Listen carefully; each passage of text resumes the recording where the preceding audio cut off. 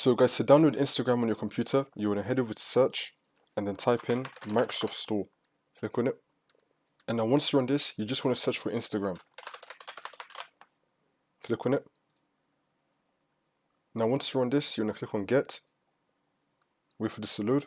And now once it's downloaded, we can open it up. You may get some options right here that already allow you to pin to your taskbar and pin to start, and then create desktop shortcut. So if you want to do all that, you want to click on Allow. If you don't get these options down, I'm going to show you how to do all of that. So now you can just sign into Instagram as normal.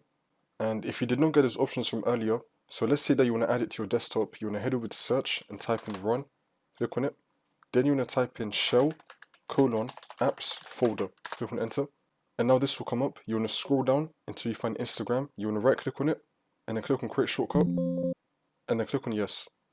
And now once you have it on our desktop, you can right click on it and then you can pin it to start, and you can also click on show more options and then you can click on pin to taskbar, and then that's how you do it.